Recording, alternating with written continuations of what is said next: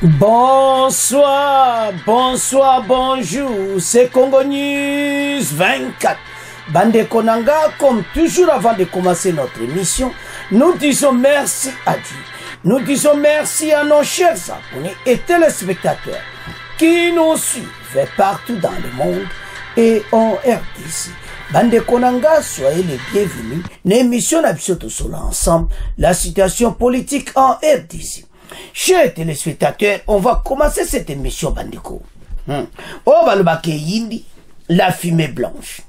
La primature à l'IDPS, bientôt le gouvernement suive Bandeko. Donc, Tokoyeba, Nani, à cause de la Premier ministre, donc déjà, si va localiser place en et puis, le gouvernement, Nebo Zomona, Nana Kotikala, Nana Kokende. Match za Mobulu, tous à la connecter, peut-être développer mon émission Nabiso. Deuxième point, chers téléspectateurs. Fachi au sommet de l'EAC, suivez les détails sur RDF 123. Et puis, Togoyo Kalisusu, Ndenge Nini ba maman, ba dévoiler, et pas mon konzamboka. À l'occasion, journée ba maman, ba toucher pena ba point clé, alors match za Mobulu, alors Tokoyoka, Ndeni Guerra S, Ndenge Nini nana zo comment et zo salama pour le moment, et pourquoi armée rwandaise va gagner quelques villages. Et pourquoi FARDC a sa l'offensive de Kobandati match za Mobulu tous à la connaître. Chers téléspectateurs, émission Nabse Bandi et comitant Tosola ensemble la situation politique en RDC. Banamboka tokokende directement à Kinshasa. Na IDPS matinée il y a IDPS et pas Iwapi Kabuya a présenté gouverneur, candidat gouverneur à Ville à Kinshasa. Mais, message au Amounene quoi? La fumée blanche. Bientôt, donc tout est prêt. Donc, et ça n'a Maboko, il y a IDPS. Alors, qui sera le premier ministre à l'IDPS?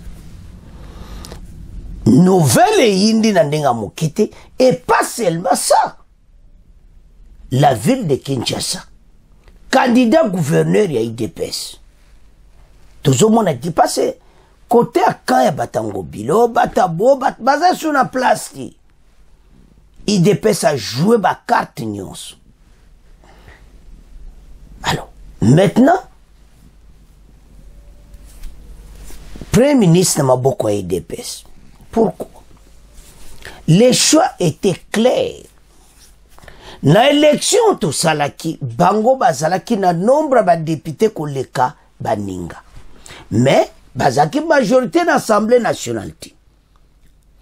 Alors, comme il n'y avait personne, on a 251 députés. Alors, il faut battre un groupe na bango nyonso na chaque parti. Nani azara nombre de députés kolika. Je dis bien, pas le groupement politique, mais l'IDPS lui-même avait plus de candidats que les autres. Voilà la raison pour laquelle la primature est qu'un IDPS. Et c'est incontestable. Et tout le monde le savait déjà quand Kabuya a été nommé informateur. La question qu'on se pose, c'est Kabuya. Mais beaucoup disent qu'il y est à cause de la première ministre. Je ne sais pas pourquoi. Mais, on va y ta politique. Très bien. Nani à cause de la wana. Alors, maintenant, tu as déjà que les IDPS. Donc, ça, c'est une raison. Ezala nani, bango basi bakangiyam. Et maintenant, tu as le gouvernement, où IDPS va présenter biso. Wana sigo to kene point par point. Mais loko ba Congolais baza ko senga. Oyo ba Congolais nyos to landi ba réponse na ba ba message, le to sala ke mission à premier ministre, ba lobby Bemba e fatika la ministre de la défense. Na affaires étrangères, Lutundula ifatika la kuna. Wana kutu sans problème. Et puis, Mouyaya pe bandimi atikala na communication. Na finance et les autres départements, bazolo ba quand même ba ministre ils ont quand même bien travaillé parce que les autres sont mona finance en mboka ils ont quand même malamu. Nicolas Kazadi et l'intérieur Peter Kazadi a joué bien quand même. Tous autres là. Alors, oui, et puis la fonction publique, de sanité, Jean-Pierre Liao a travaillé kitoko sans qu'on compte plus ma bouilou, toujours ma solo kitoko, botoli ba nao zala nani ngabwe pale ba botoli. Donc plus ma bouilou ma solo pe kitoko. Donc l'autre le ba ozake, il y en a qui ont bien travaillé. Mais ça va musuba problème le kebele. Wana eza point ya liboso. To yeba nana kotikala nana kokende. Eza l'importance à Congolais nyonso pour le moment. To pesa ba commentaire. To ça a besoin gouvernement ba te beleti. Nombre ba gouvernement za la muke. Et puis ba za la ba oyo. Ba kotamu samboka malamu. Va réduire le nombre d'abord les trains de vie, va réduire les salaires. Et cause là-bas 31 000 $, salaire ministre, il faut quitter. Alors, la situation actuelle est DC et Mbongo. Avec ce budget de 16 milliards, tous en a besoin de armée ou toujours en force.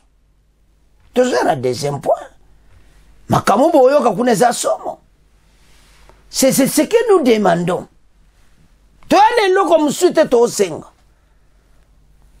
Qu'il faut. Et ça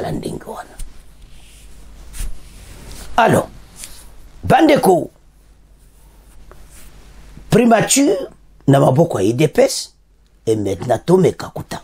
Et il dit la fumée blanche. La primature à l'IDPS, bientôt le gouvernement. Au cours d'une matinée politique dimanche 2024, au siège de l'IDPS, Oguessé Kabouy annonce que la primature reviendra au parti présidentiel. D'après celui qui est également l'informateur, le prochain Premier ministre sera donc un membre de l'IDPS. Signalons par ailleurs que cette matinée politique était aussi une occasion, Bandeko,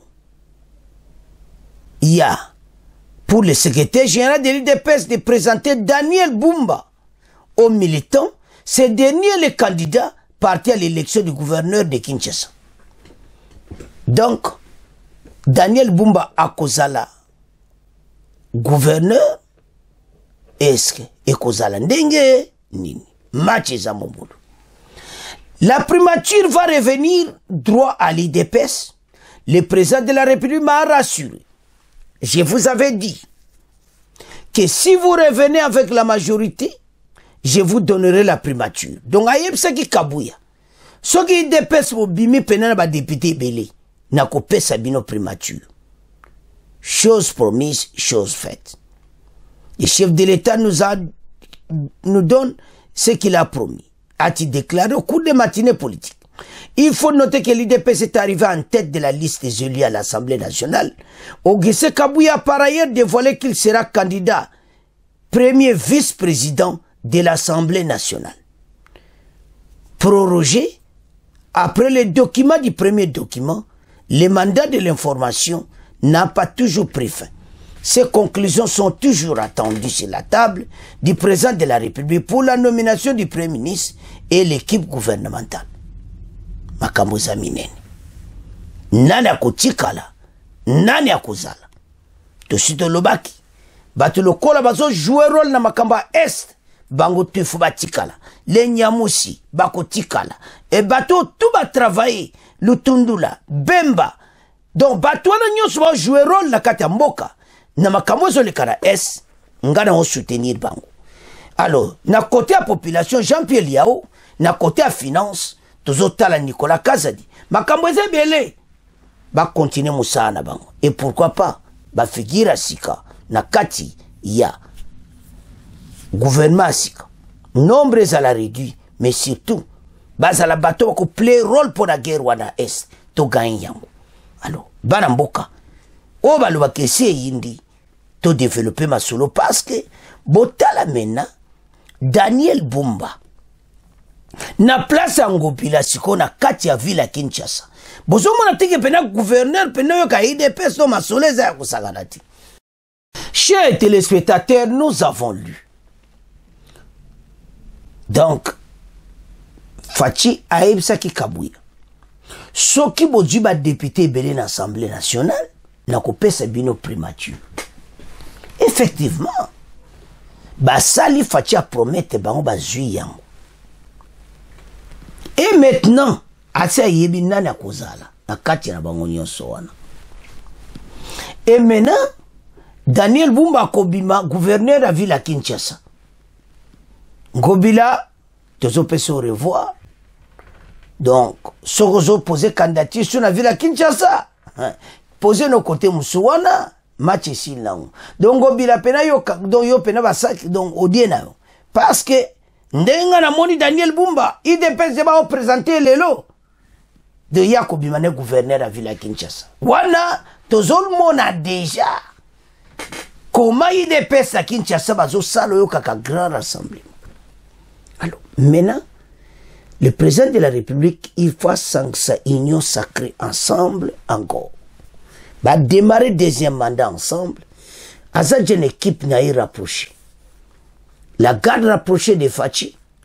Aucun à côté au Mone Bemba, le Tundula, do bazo tam samboka na ndenga kusakanati. Aucun à finance, ya kusakanati. Côté kuna, alingeta zo finance amboka.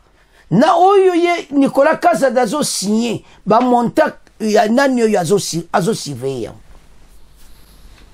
Soko mona lingeti ti lelo azo reprocher Nicolas Kasa dité, c'est-à-dire Nicolas Kasa da ça la grand boulot.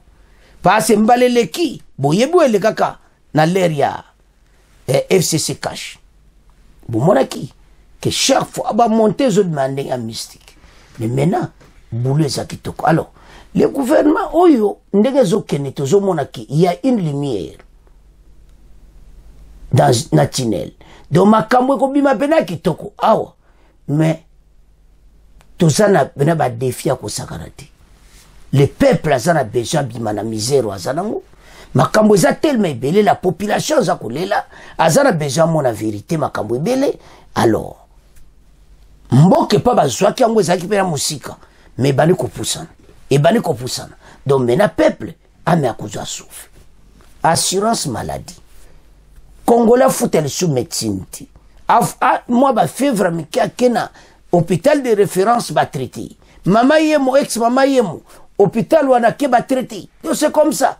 To lingi bena makamba sika peuple a se soulager. Gratuité de l'enseignement. Ezala makamo kitoko mutako zala kuna na enseignement primaire et secondaire. Tout le monde à l'école primaire, tout le monde a bana wana. Éducation de base, ba mettre ba fouta bango bien et tes alate oh ne bazo critiquer que kutu gratuité ngo ba mettre bon non. To linko yo kama kambwana ti. Gouvernement sika boye le psoma kama kitoko. To aller pour na peuple, to sana peuple congolais a avancé. Match za mubulu. Alors, bana mboka, citation to zanango. Et ça que maintenant makambo eza pena ya minene. Ndenge premier ministre Sikaza Kobima, il faut le plus tôt possible gouverner Salama pour tout démarrer mboka. Makambo eza belé. Fachi Fazala vraiment à la vitesse maintenant to comme déjà la mars, quand la tête au comme avril, tout le monde a makama kitoko. Alors, chers téléspectateurs, bientôt to kokoma. Mais l'autre est ça va congolais, to téléma. Mboka oiza mboka na biso. Avançons dans la paix. Mpeto vaincre bitumba oyo. Alors, banamboka. Tokumotika, premier point na bino, la fumée blanche, toyeba nani akotikala, nani akolongwa. Et puis, premier ministre, bientôt. Chers téléspectateurs, tokomi na deuxième point na biso, toko divisango en deux. Toko banda d'abord, na oyo ezoleka sur le terrain de combat oyo esalamaki na ndenge nini armée rwandaise basali avancé et puis maintenant na Rwindi o bazoloba la situation confuse à Rutshuru nana zo contrôler Rwindi qui ne contrôle pas selon le message autozanango mon côté au armée rwandaise nani bazo contrôler Rwindi ou esa ville stratégique mais ce qui est vrai était armée rwandaise ba gagner ba village ebele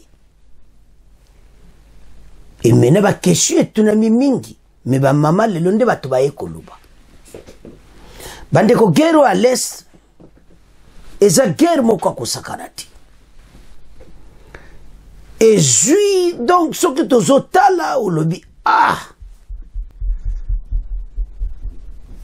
la SADC azai kozela mena ba endorser tout le monde est à quoi attaquer bandeko ba otuna mais SADC comme le susinde EAC ba vanigné mais tozotala bango parce que bazai abadju mena endorsement ya Union africaine machine est en boule. Alors maintenant sur le terrain notre armée bazo sala ba avancer ça on le sait mais ça a un problème moko capital oyo ba soulever lelo moko yoka yango mais pourquoi FARDC atakakati ya zela kaka à défendre à non pourquoi bandakati pourquoi ataka bango te ba kena bango tikuna c'est sa question ou à débat ya pourquoi lelo tous à la claire banamboka. Tant que tu as des informations pour Congolais comprendre ce qui se passe sur le terrain. Armée n'a pas ça bien. Si on a plusieurs dégâts, et ça mingi côté ennemi bakoufi mingi. Et ça m'a kamako bombati. Tozo jouer bien, mais tozo salati ndenge pena peuple azana posa. Peuple nga mona koma toza ko attaquer bato bazo zonga sima. Mais bazo mona ke bango baza ko avance. Alors ce qui s'est passé na Rutshuru, quelques villages mususu baya kina baleki na FARDC za kututi. Et maintenant FARDC ko tia barrage le monde basa na Sake. Ba ko tia ngo dans un village après Rwindi. De wana okolekati bati blende sukawana ba contenir bango nde basala kina Sake. Ko sala nini wana eza mabeti. Mais peuple a besoin que bo attaquer bango basonga. Bo kena bango.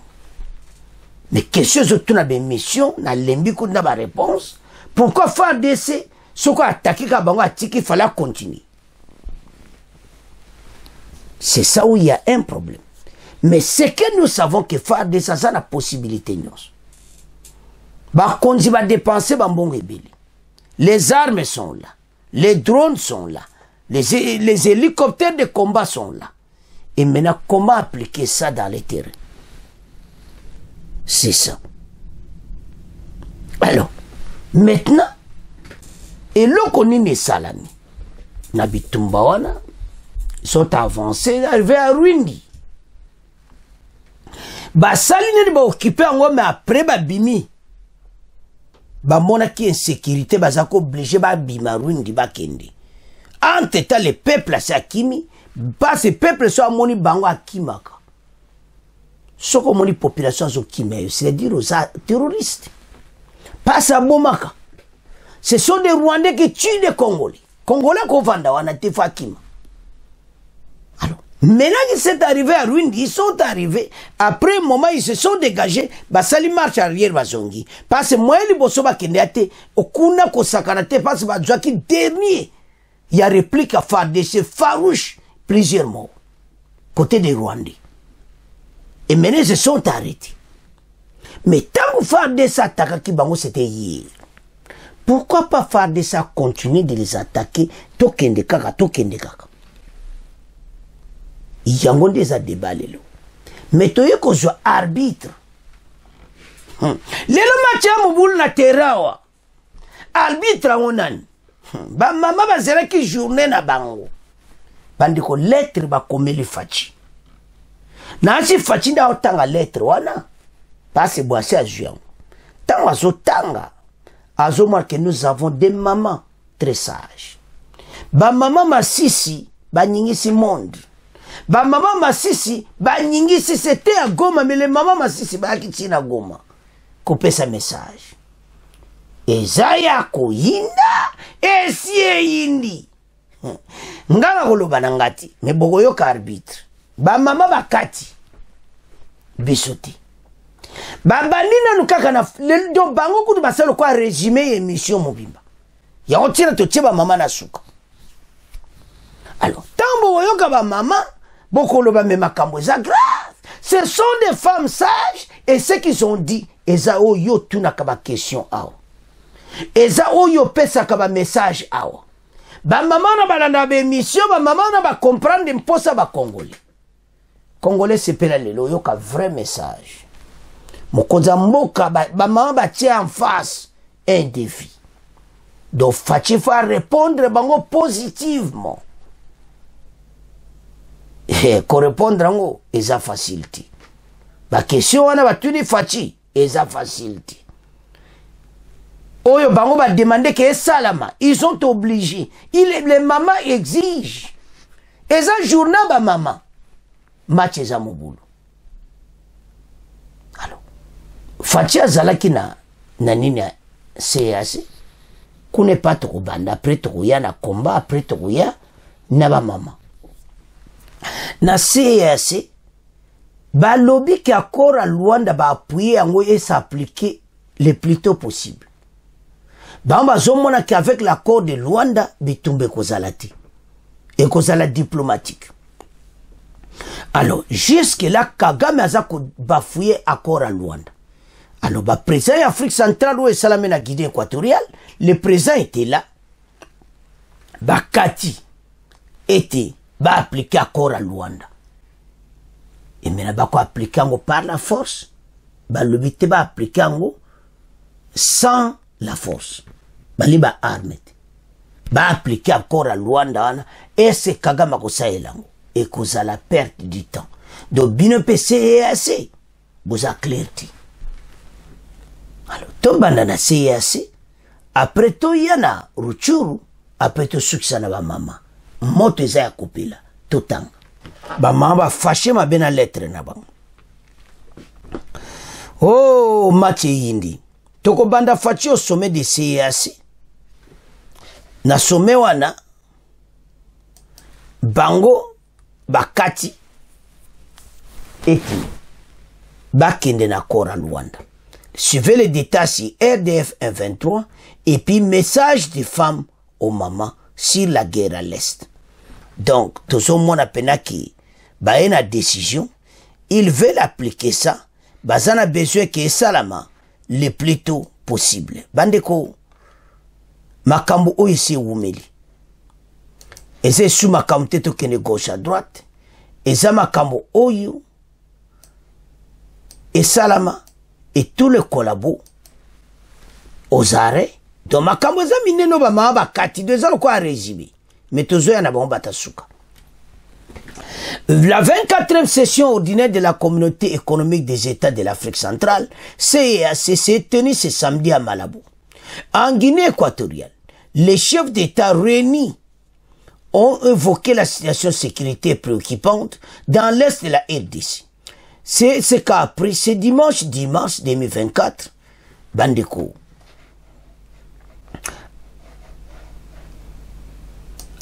À travers une dépêche de la cellule,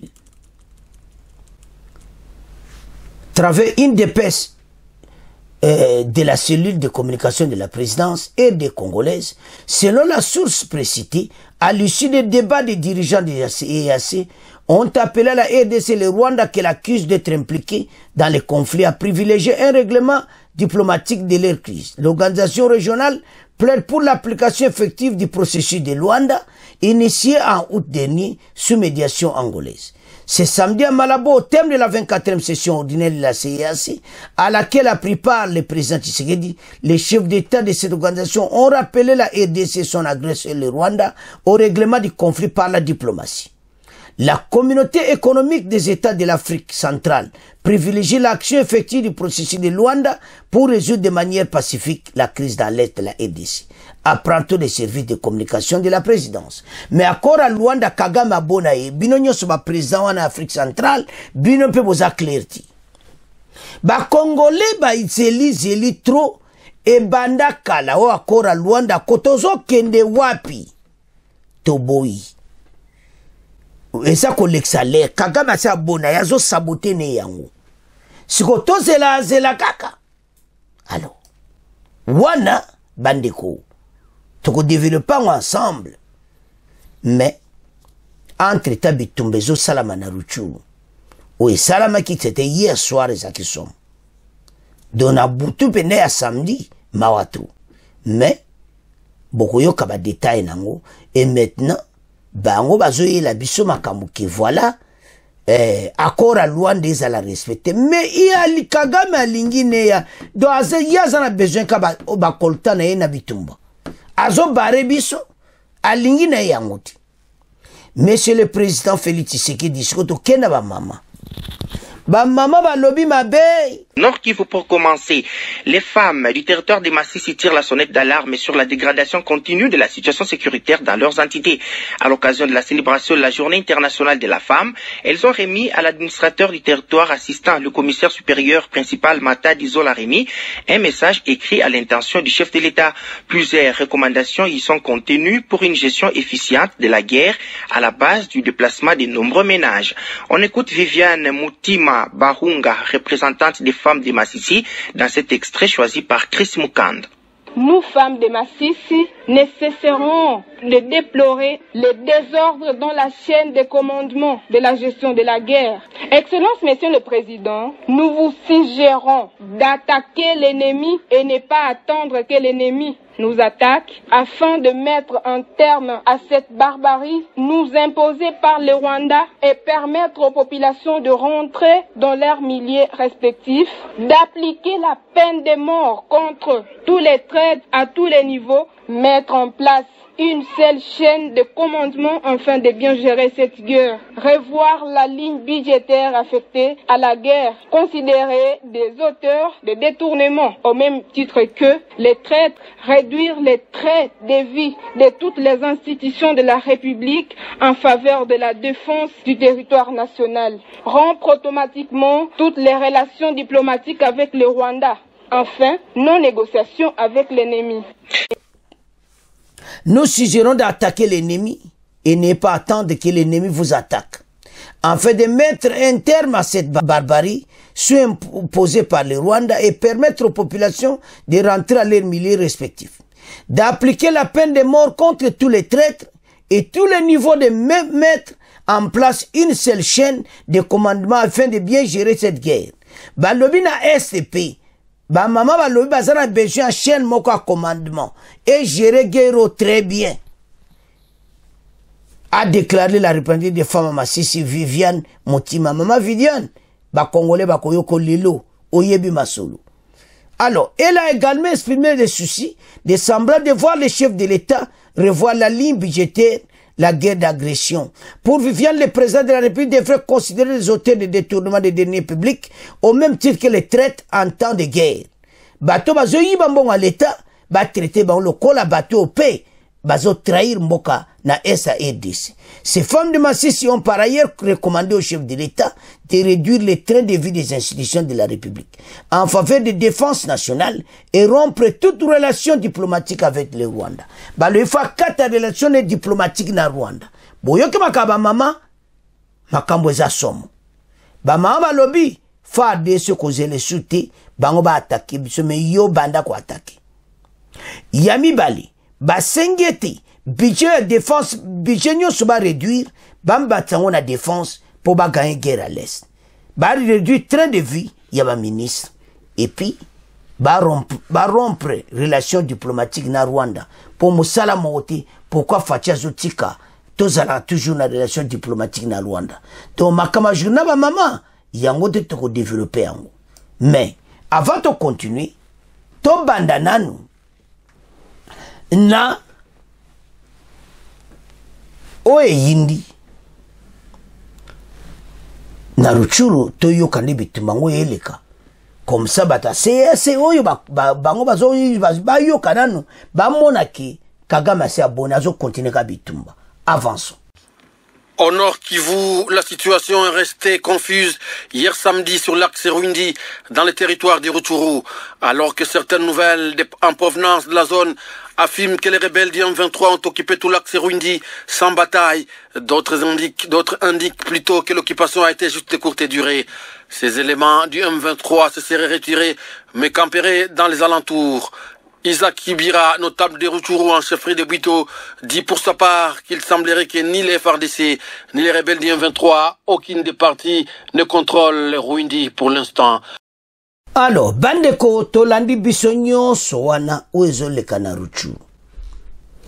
Donc, eza somo Rwindi toyebite nana zo dirigeango soki passe pour le moment bitumbezo se passer au niveau wana. Et puis bon moni ndenge bazako tambola. Et puis bon moni MONUSCO sur place. MONUSCO azo sala na ye le côté. Ezamawa. Ce qui est grave, MONUSCO azako tala bato yo ndenge bazako katisa. Ye mutalibosa zo epana biso que voilà. To sala opération Springbok, mais bino botelemi bozo tala bangote. Botala MONUSCO azo tala na ye bango. Mawatro. L'heure est grave. Avançons.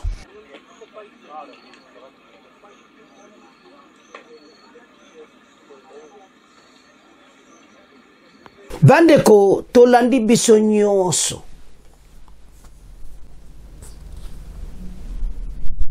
O eleki wana. Bozo mona te. Bitumba wana. MONUSCO azo mona bango baza koleka. Siko to bengani coalition MONUSCO na armée rwandaise bazo tala bango. Et loko nibo wasali comme action. Mais bango lui ke ba bundate. Ba aventure MONUSCO. So bazo son ki baza ba aventure ba kena bango. Bozo tala armée rwandaise basali fil bazo kende. Ndenga bokitsa ka Sukhoi basilisi bango. Alors, siko tango biloko ndenge wana. Bango wana na champ de bataille nde ba filmer bango. Baye résistance zalakite, ils sont arrivés jusqu'à Rwindi. MONUSCO na base na ba moni pena bango. Allez après. Donc MONUSCO azotala. Ba attaquer na bango te ba sape loko te bango ba spectateur ba telemi ba tiblo lo kwa baza na guerre. Sima ba sac lo kwa soki nini. Mais bango bazo leka te. Armée rwandaise pena bazo leka. Voilà ce que nous vivons à l'Est. Ba théâtre. Yango guerre faut pena armée na bse telema pona libela. Sona otala makamaboy. Eza som. Alors. Sikoyo. Bana mboka tato otala makamaboy. Soma te guerre oyo. Ils ont pensé biso mawa. Comment ces gens gagnent des terrains, Maintenant, ba maman, ba lobby, totangi wana, et puis boyo ki ba maman ndenge ba lobby. Ba maman sikoyo ba lobby boye. Farde c'est pourquoi yo c'est la kaka ba attaquer. Pourquoi c'est la kaka ba attaquer? Pourquoi yoko ko attaquer? Tolandi ba maman. L'air est grave. Tant yozo c'est la kaka ba attaquer. fallait qu'on continue. Alors, bamamba kati makambo ebeli. Balobi gouvernement siko ba réduire train de vie. Mbongo ebele ba tiango na défense. Ça n'a raison, c'est que nous avons dit. La première partie que le premier ministre a eu des personnes à Zokota. Batieb sur le ministre Mouki. Bon réduit le salaire à ministre. Maman ba lobby. Tolandi ba maman. Deuxièmement, maman encore ba lobby. Ba ndeko tolandi biso nyonso. Eza makambo eza très sérieux. Les mamans ont déclaré clairement qu'il faut pas rompre les relations diplomatiques na Rwanda.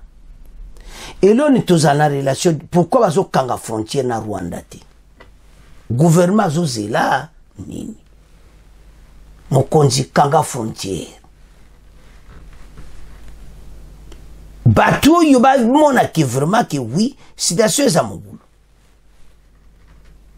Parce que jusque la frontière est appelée, les macabos sont la frontière, tout est battu. Nous sommes un pays en guerre.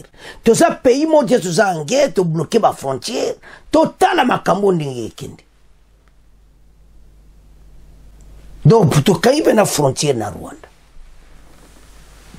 Pendant que les situations sont passées, ce sont eux qui ont besoin de nous plus pour y avoir minéraux. Et maintenant, ma décision va juste au lundi. On comprend que ma maman pena ba yebi. Félicitations, ma maman Massisi. Boyebi boulot. Journée na bino. Boyebo laksi ba congolais que ça journée na biso ba maman. Boyo kama solo kitoko. Ba maman pena ba lobi. Alors quand on voit tout ceci, ba konzi photo téléma. Et comme étant oyo, message à ba maman ba respecter ma lobawana.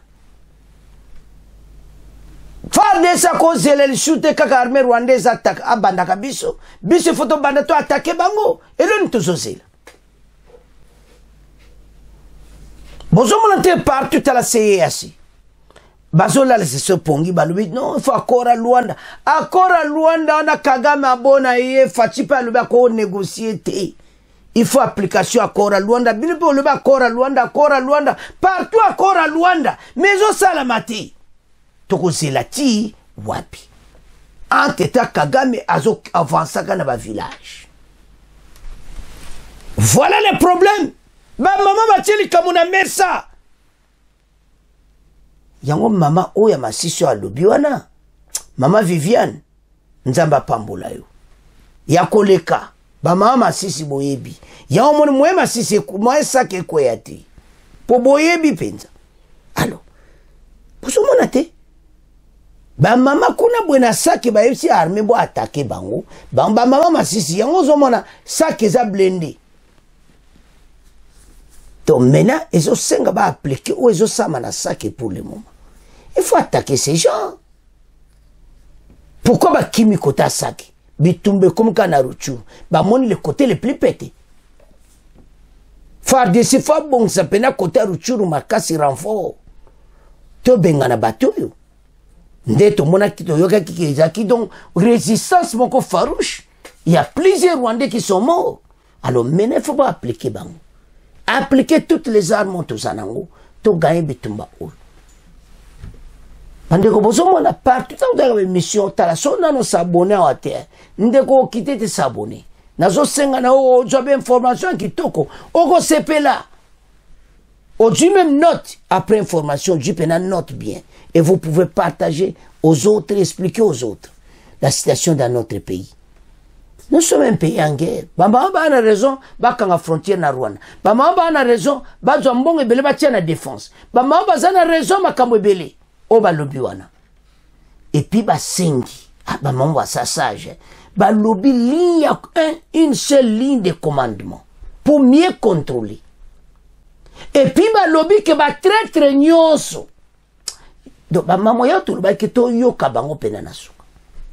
Ba traître nyonso. Libanda. Bango tout ba jwa peine de mort. Tous les traîtres. ba maman basengi application à peine de mort esalama ba maman basisi mokakoso alo bana mboka tolandi bozomona bien ke makambo oyo tolobaka ta ba maman mena batia on a clair botuna anga pourquoi faire de ça takaka te oyoki te ba maman balobi bayesi mokonzi pourquoi bango faire de ça ko banda ko attaquer te eloko nini eza wana et c'est une faiblesse. Pourquoi maman va soulever ligne de commandement moko? Ils ont soulevé une seule ligne de commandement. Comme ça, ba traître ba kanga bango nyonso ba contrôler ndenge nini armée za kobunda. Match za mobulu. Lelo za journée ba maman mokonza mboka message oyo zwango na maboko zwa décision mokonza mboka poto yeba nana zo sala biso mbeba kuna comme ça bo appliquer peine de mort ezonga. Yango tozo senga na Assemblée nationale et te bozong c'est la biso yango pour bateau basa sumbe bati. Parce que sans la peine de mort to continuer karabou. Ces peuples là bazana besoin à vie, ba souffrir mingi. Le monde ba kangi miso, le monde ba kangi matoi, bazo kipe bisoté, bazo kipe kaka Ukraine, mais nous sommes attaqués aussi ezamawa. Il est temps Congolais, tellement place Souzali, élever la voix pour notre cher pays. Nous avons un beau pays, mais tout le monde menace à cause de nos richesses. Maintenant, il est temps de nous lever parce que nous avons écouté la maman là. Maman Viviane Diamasisi. Nous Kozamboka, Bazambon, nous sommes à la défense et puis celle ligne à commandement. Et puis, Oeza Souka, tous les traîtres, peine de mort. C'est à ce point de comment clôturer mission à Bissou. Bon, continuez à s'abonner massivement. Au revoir. À la prochaine.